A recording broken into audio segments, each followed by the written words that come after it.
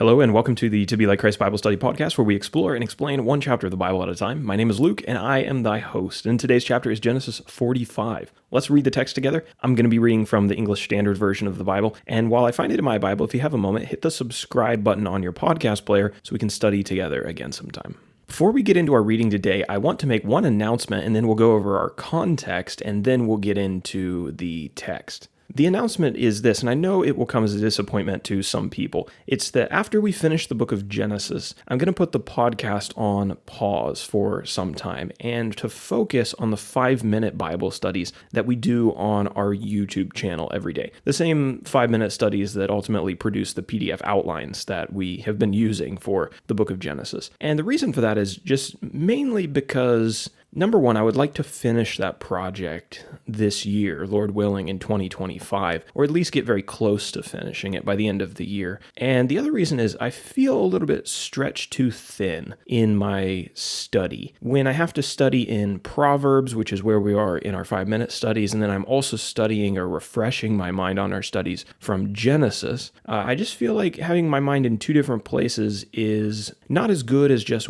doing one study really well. So that's kind of what I want to do. I want to go and focus on our 5-minute studies, make sure I'm doing those as well as I possibly can, creating really good work, creating really good outlines, and putting my focus there. And then my hope is that eventually I'll be able to come back and complete this podcast project and to do that really well. But I'm, kind of a one-man band, and I have to focus my mind somewhere. And I think it's best to, rather than spreading it across two different things, just to put it in one place, and then we'll come back to this and I can put my full attention on these podcasts sometime in the future. So I think we are going to put a pause on the podcast when we finish Genesis. I wanted to finish Genesis because I know a lot of people are invested. Some people have bought the books, and I didn't want to leave everybody hanging. So we are definitely going to finish Genesis, but then we'll put it on pause. And I would encourage you, we've already done studies for many of the books in the Old Testament. So we have Exodus in the 5-minute studies. They use these same PDFs. We have, Leviticus, Deuteronomy. I've forgotten my books of the Bible now. We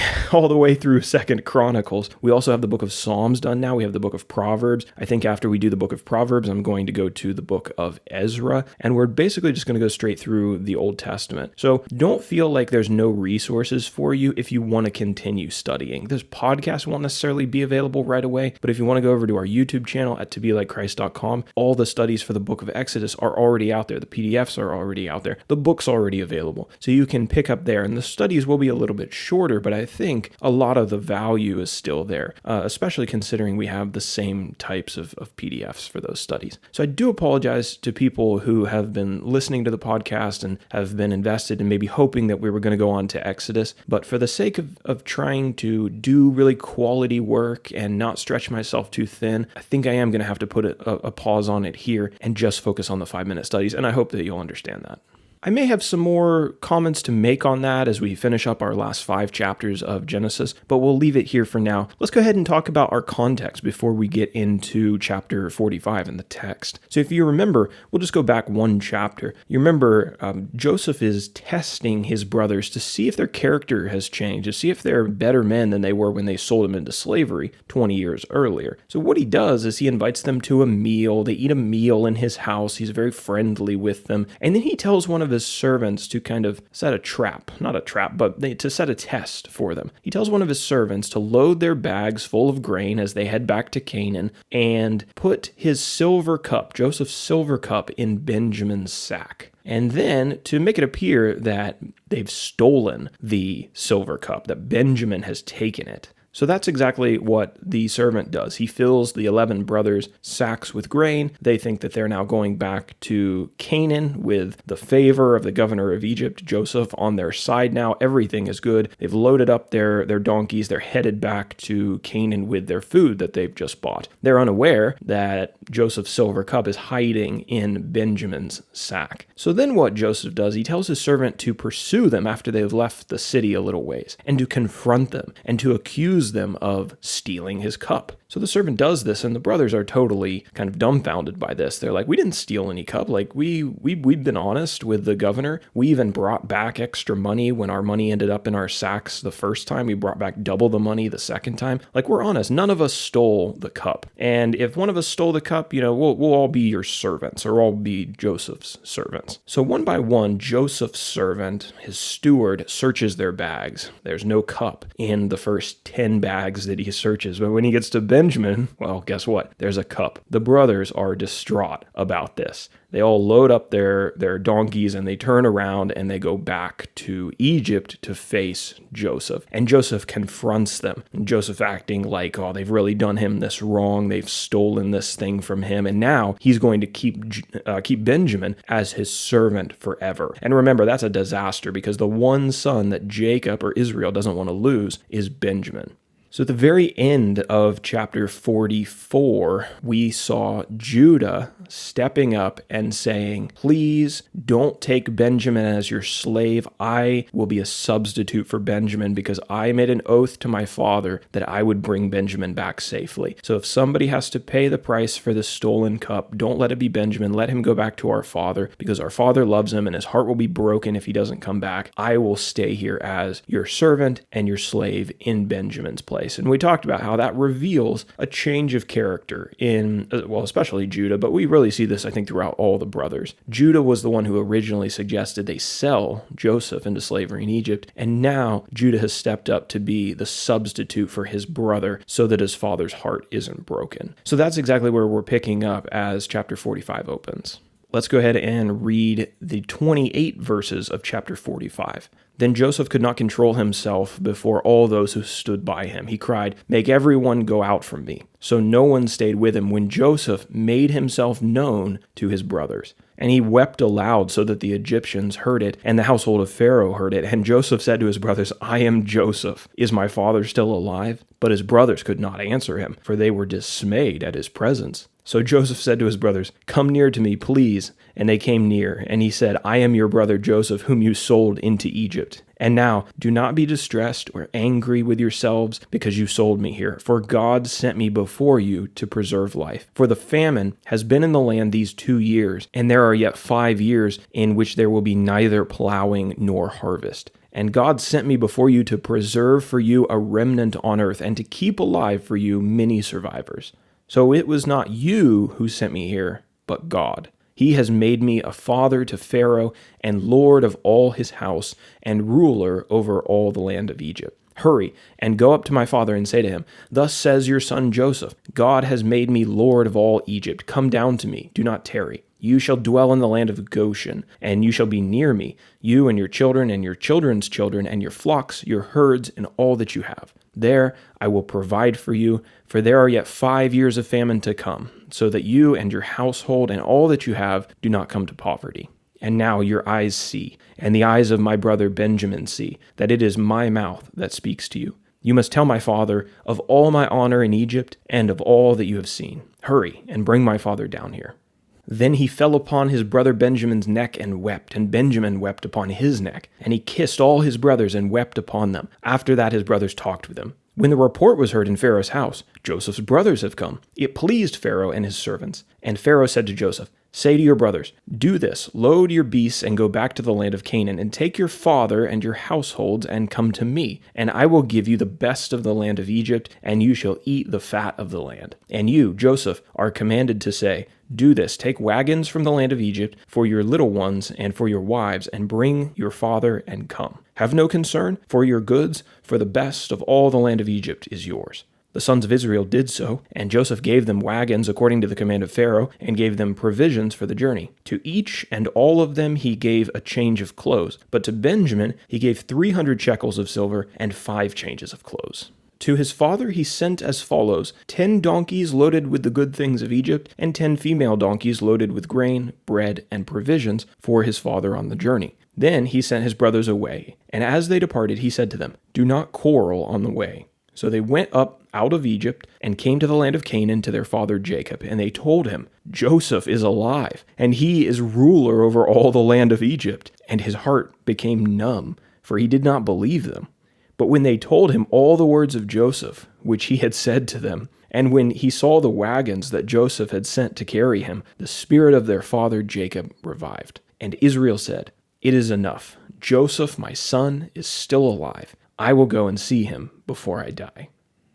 So that is the text of Genesis chapter 45, a really fantastic chapter where we see Joseph's forgiving spirit. He reveals himself to his brothers, and rather than sending them off to the mud pits of Egypt to build bricks or to make bricks to build the pyramids, he forgives them for the sins that they've committed against him in his past. We'll talk more about that in our outline on page number 2. I did want to make mention, though, of a previous story that we read in kind of a connection or a similar theme that I had never really noticed or thought of before. I think you see these when you study through the book somewhat rapidly. You think of the story of Jacob and Esau. Jacob is up in Haran for a long time, and then eventually he is told by God that it's time for him to return to Canaan. So he has to go back after there's been all this tension between him and his brother Esau. He has to go back to the land of Canaan and face his brother. And the last time that he was with his brother wanted to kill him. So Jacob is walking into this really tense situation, and there's a question as to whether his brother is going to be forgiving and welcoming, or whether his brother's going to wipe his whole household off the face of the earth with an army of 400 men. Now, obviously, we know the story now. Jacob, or Israel, comes back to the land of Canaan, and Esau is very welcoming, and he's very forgiving, and all the anger that he had towards his brother in the past had subsided. Guess who was with Jacob in Jacob's company as those events were transpiring? Joseph was. So Joseph also got to feel the relief of the forgiving spirit of Esau. Esau certainly had his faults, a lot of them, but at least this one seemed to be a good part of his character. Joseph got to feel the relief of what it was like to be welcomed back, Jacob to be welcomed back, even though Jacob had done his brother wrong by tricking Isaac and tricking Esau out of his blessing.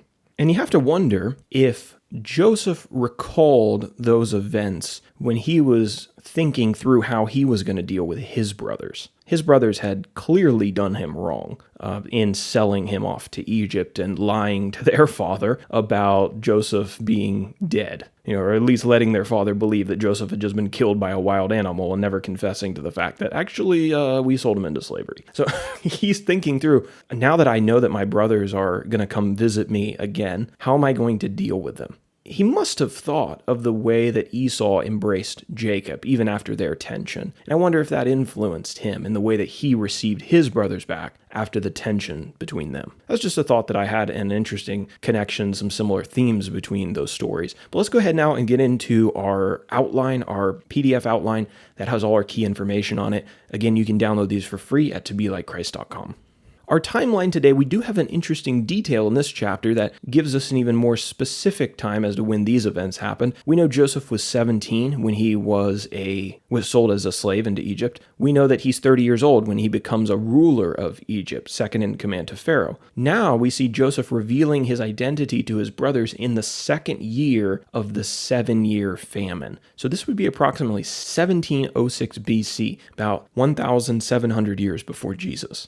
Our key characters today, we can probably go through these pretty quickly. I think we are pretty familiar with them if you've been studying along with us. We have Joseph, who is Jacob's son with Rachel. And then we have Joseph's 11 other brothers who have been having these interactions with him in Egypt while they're buying food during this famine. We have Pharaoh, who is the king of Egypt, and we also have Jacob, whose other name is Israel. He's referred to both ways in this chapter. That can be a little bit confusing if you haven't read maybe some of the previous chapters and you don't know Jacob is Israel. He is the grandson of Abraham, he's the son of Isaac, and he's the father of Joseph and his 11 brothers. In our map section, we have added one small detail to our map. We know that Joseph's brothers and Jacob, they lived in the land of Canaan, about 450 miles to the northeast of Egypt, and they had to come down to Egypt to buy food. After revealing his identity to his brothers, Joseph invites them and his father and all of their household to come down and to live in the land of Egypt, in the land of Goshen. And I have highlighted or labeled roughly the area of Goshen. So it's on the east side of the Nile River, the east side of the kingdom of Egypt. So let's go ahead now and get into our outline. I've got this chapter broken down into 4 sections. We've got 28 total verses. The first 8 I've entitled, Joseph Reveals His Identity to His Brothers. So finally, the brothers are going to figure out who this governor of Egypt is. And I just wonder if any of them ever got any hints. You can sometimes see in people's eyes resemblances, and I wonder if any of them ever thought, man, like this guy looks familiar. Who is this guy?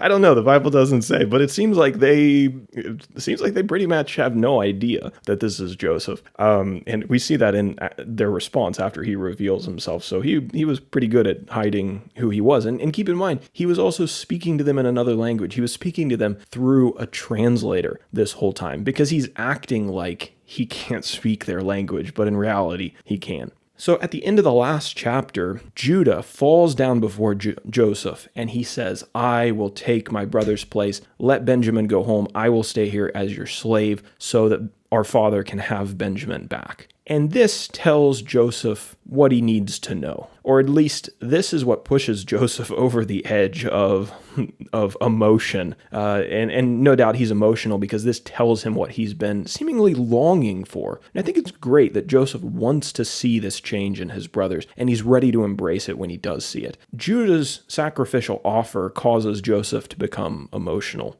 And Joseph commands all of the Egyptians in the room to leave, and then what he does is he reveals himself to his brother. He asks them first if their father is still alive, and the text says that they're too stunned to answer, right? So he probably changes his language in this moment, and now he's speaking the language of his brothers. That's the first thing that catches them off guard, I'm sure. And they're thinking, oh no, what have we said? But then he says, by the way, I'm Joseph. I'm your brother who you sold into slavery 20 years ago, and now I'm ruler over all of Egypt. I think that would be enough for me probably also to be stunned and, not be able to speak. They're trying to process what is going on in front of their eyes. And not only that, but once they get it processed, they're like, oh no, we're in a heap of trouble now. It's not just that he thinks we're spies. It's not just that he thinks we stole his silver cup. Like now he knows who we are and he knows our sins and now we're going to get it. There's a lot to process here for these guys. But Joseph immediately tries to set them at ease. He tells his brother not to be distressed for their sins, and because he's forgiven them, obviously. And he's forgiven them in part because he now understands why it happened. He now believes that it was God who sent him to Egypt to fill this role. And so the brothers selling him was really a small part of God's plan. And now through this sin and through the unfortunate circumstances that he's had to endure, he's now kind of come out of that, and God is now using him to save innumerable people from this famine. I love here that we see in Joseph, he's not a guy of small and petty grudges. He's a guy who thinks about the big picture. He thinks about the long term. He looks at his whole life and the way that it's worked out and the way that God has worked through it and the trust that he's had in God this whole time, and now God bringing him into this position. And he's not concerned any longer about the small grudges that he might have against his brothers. He now sees what God has done, and he said, you know what? It all worked out in the end for good. And so now I can forgive you happily, and we can move on from that because God is working through it anyway. And I hope that all of us can have that same level of wisdom. That's not an easy thing to do, to forgive people of wrongs in the past. But I hope what we can do is see the way that God is working through our lives and to be focused on that and to be focused on the bigger picture rather than just, one or two times in the past where somebody slighted us. Let's be able to move on from that and to have higher thoughts, to be concerned about bigger things, and to be concerned about the way that God is working through our lives and through the sins of others who affect our lives, but that ultimately will be okay because God has us. We now move on to section number 2, verses 9 through 15. Joseph invites his family to live in Egypt. So there were still 5 years left of this 7-year famine. This thing must have been really bad. You think about how rich Jacob was. We're told in the previous chapters that Jacob was so rich, he had so many flocks and herds, that there wasn't enough room for him and his brother Esau to live in the same land, to live in the land of Canaan. So Esau moves. So Joseph was exceptionally wealthy, and yet after just 2 years of famine, he's really struggling to get by, and he's now having to come down to Egypt to get food. So this famine must have been terrible. Joseph tells his brothers that they need to come down to Egypt and they can live in the land of Goshen, and all of the goods of Egypt will be available to them and they'll be taken care of here. And maybe you've wondered before, maybe you've heard some Bible stories about Moses and about the people of Israel, the nation of Israel in Egypt. And you're like, why are they in Egypt? I thought they were in the land of Canaan. I thought that's where they lived. Why is the story of Moses, if you ever watched the Ten Commandments or the Prince of Egypt, or I don't know, or a movie about Joseph. I think there's a Disney movie about Joseph too. Yeah, Joseph, King of Dream, Prince of Dreams, something like that. Maybe I'm crazy. I think that's a thing. And you're wondering, why is the story going on in Egypt? What did the Israelites have to do with Egypt? This is how they get down there.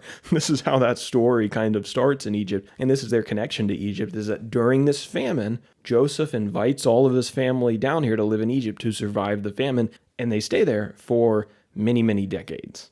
And it's going to be in Egypt that we see them growing into this really large nation of people. And that's kind of where we pick up on them in the book of Exodus. Now, why is that an interesting detail? Well, because that's the fulfillment of one of the pieces of the promises that God made to Abraham, that he's going to make him into a great nation. A lot of that is going to happen down here in the sands of Egypt. So that's how they get down to Egypt, and this is the reason why, because of this famine. So that's kind of a good detail to keep in mind if you're trying to connect the dots of how these stories, how they play out and why they take place in the areas of the world that they do. We're then told that Joseph weeps. He weeps on all of his brothers. He kisses all of his brothers, and he talks with them, we're told. I'm sure that they had a lot to catch up on. I'm sure they wanted to know how on earth he got from being sold into slavery in Egypt for 30 shekels of silver, to now being the man that he is, ruling over all of Egypt. That I would have had some questions too. This takes us to section number 3, verses 16 through 20, Pharaoh's hospitality. So when Pharaoh's house heard that Joseph's brothers had arrived, it pleased Pharaoh and all of his servants. The text says that all the Egyptians were sent out of the room when Joseph revealed himself to his brothers, but they did hear him crying, and I imagine one of the servants, probably had his ear pressed to the door trying to figure out what was going on inside, so he could tell everybody else. But okay, that's a little speculation. But when Pharaoh's house heard that Joseph's brothers were there and learned who they were, and they were very happy about this. And Pharaoh gave the 11 brothers wagons to use in transporting their wives and their children down to Egypt. And he told them not to worry about their possessions, because all the things in Egypt, all the best of Egypt, was going to be given to them. They'd be taken care of. And now section number 4, verses 21 through 28 through the end of the chapter, Jacob's sons returned to Canaan with gifts and good news.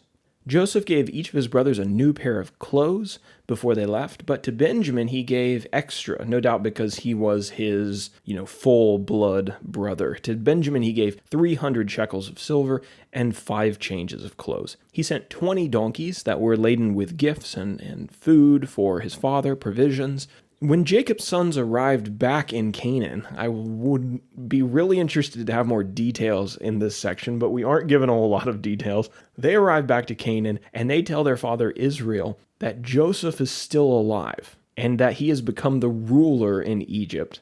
And initially, Jacob doesn't believe them. Yeah, again, it is kind of a hard thing to believe, so he doesn't believe them. But after talking to them further, after seeing the wagons that had come and been sent from Pharaoh, the Bible says the spirit of their father Jacob revived. He's already worried. Now the brothers come back. Simeon's in tow, Benjamin's in tow, and they also say, Joseph is still alive, and now he's ruling over all of Egypt.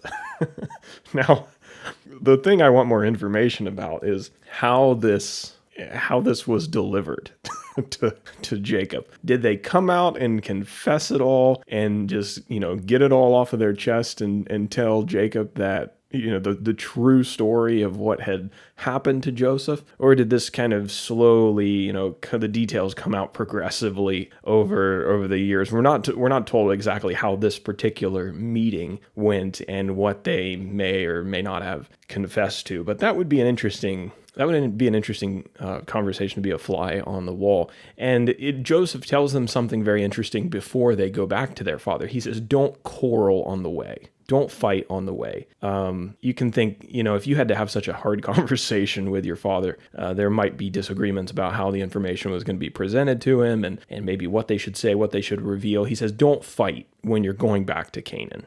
Now, at the end of the chapter, we're told, and this seems like a pretty natural decision from a human point of view, we're told that Jacob agrees to move down to Egypt because he wants to see Joseph before he dies. And obviously because, they need food, they need provisions throughout the famine, they can't get those in Canaan, so he decides to move down to Egypt. Right? That's a pretty natural choice from a human perspective, and we don't exactly know what Jacob's plans were, what his instructions were to his children about, eventually leaving Egypt, but what do we know? Egypt isn't the promised land. Egypt isn't the land that we've been focused on this whole time in the book of Genesis, the land that was promised to Abraham and Isaac and Jacob. So Jacob has now made it back to the promised land after he's been up in Canaan up in Haran all those years, but now he's leaving again. And so at some point, we're going to have to see a return to Canaan. And what we'll find out as the book of Genesis comes to a close is that's not going to be within the lifetime of Jacob. So this promise that God is going to give Abraham and Isaac and Jacob's descendants the land of promise, the land of Canaan as their homeland, that's going to be fulfilled sometime in the future. And just a hint, that's going to be fulfilled sometime after the nation of Israel grows into a large nation. So that's going to take some time, right? But it's important to recognize here, Jacob is now leaving the promised land of Canaan, and he's coming and relocating his family down to Egypt. So at some point, we're going to have to get back to the promised land. And if you've ever read the book of Exodus, or you want a little hint for what the book of Exodus is about, that's about, this is a good application. So I'm in Athens, Greece right now. And on the subway, when you come out of the subway, you look for the exit signs, and underneath exit, written in English, it has exodos or exodus. That word means to go out of, right? And so the book of Exodus is the story of how the people of Israel, the nation of Israel, the family of Israel, is going to go out of Egypt, and they're going to go back to the promised land to finally inherit the promises and for God to fulfill the promise of giving them that land. So a little piece of information there about what's coming in the upcoming books. And again, all of our studies on the book of Exodus, our 5-minute studies, are already available if you want to skip ahead or if you want to use those after we put a pause on our Genesis podcast. If you have a really good memory, you may remember a prophecy that we read about way back in chapter 15. God made this promise to Abraham. And this is what the text says: "Know for certain that your offspring will be sojourners in a land that is not theirs, and will be servants there, and they will be afflicted for 400 years. But I will bring judgment on the nation that they serve, and afterwards they shall come out with great possessions." Now that prophecy, it's not exactly clear what it's pointing to in the moment when we read it in chapter 15, but we're getting some more clarity now as the Israelites move out of the promised land, or the family of Israel moves out of the promised land, and they're going southwest to Egypt, to a foreign land. And if you're careful in watching what happens to them through the end of the book of Genesis, and then especially getting into the book of Exodus, you'll see the fulfillment of this promise, at least part of the fulfillment of this promise, and how they're going to be servants, the oppression that they're under, and then eventually you'll see how God brings them out with a mighty hand out of the nation of Egypt, and he takes them to the promised land, back to the promised land. That's a lot of the the opening part of the book of Exodus. And so remember, all those studies are out and available online on our YouTube channel as 5-minute studies, and the outlines are already done. So if you want to skip ahead and do those, or do those after our podcast concludes, feel free to do that. So that's our study in Genesis 45, our summary for today. And now let's finish up, of course, with an application. There's so many good applications that you can take from this chapter, but let's just highlight one, maybe two. God is always at work, even when it looks like he's absent. Looking back at his life, Joseph understood how God used his brother's evil actions to bring about something good. We need to understand that just because something bad happens to us doesn't mean God is no longer directing our lives or that he's abandoning us. Our bad circumstances may only be the introduction to our story, a story in which God uses us and works through us in incredible ways. So if you find yourself in a bad situation, especially if it's a bad situation you didn't even get yourself into, it's not like you did something wrong and that's why this happened. Joseph got thrown into prison. He didn't do anything wrong. You might find yourself in a situation where circumstances aren't great and it's not even your fault. It's not an easy thing to do, but what we need to recognize is that God is still with me in this place, and this is part of my story, and God is doing something with me. I may not know what, but he's doing something with me, and eventually he'll use these moments that I'm in to use me in his larger plan, and this will be important to what I'm going to do in the future somehow, some way. Only God knows that, but I'm going to trust him through this difficult time because he's not bringing me into this tough situation for no reason. This isn't just bad luck. This isn't just, well, I got the short end of the stick, and so now my story takes this negative turn. I don't think that happens. I don't think that things just happen to us by chance. I think everything in our life, especially if we're trying to serve God, is directed by God and there's a purpose for it. The circumstances that we get into are directed and organized by God, and he's using all of them to develop us into the person that he wants us to be. So if we get into a tough situation and it's not our fault and we didn't do anything wrong to be there, trust that God is still with us there. He's not absent. He hasn't forgotten about us. This isn't a pointless situation in which you're not going to learn anything or no one's going to be benefited anyway. There's a reason for it. Trust that there's a reason for it. And then we have this final sentence here on our PDF, which is an application that I absolutely love. It's very encouraging and relieving to know that God can take the sins that we've committed against people in the past and turn them for good in their lives. I don't know if you're like me. I'm sure that you've had situations in your past where you regret an experience, a relationship, some mistakes that you've made in your past. You weren't a good example to someone when you should have been, maybe somebody who you care about, and you think, I blew it. Maybe I was the only person who was going to show them Jesus, and I blew it.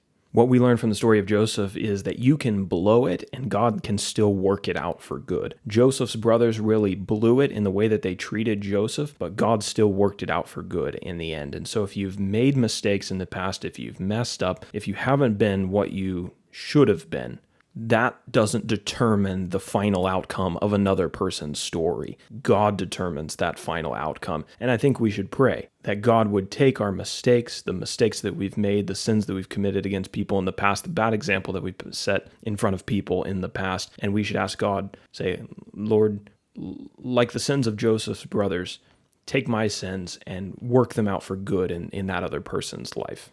I don't know how you're going to do that, but it's beyond me to fix at this point, and so I'm asking you to step in here. And I know from stories like this one that you have the ability to sort all of that out and to turn what was ugly into something beautiful. That is all I have for you for today. That is our study of Genesis 45. Thank you for joining me, and Lord willing, we'll be back again tomorrow, and we'll talk about Genesis 46.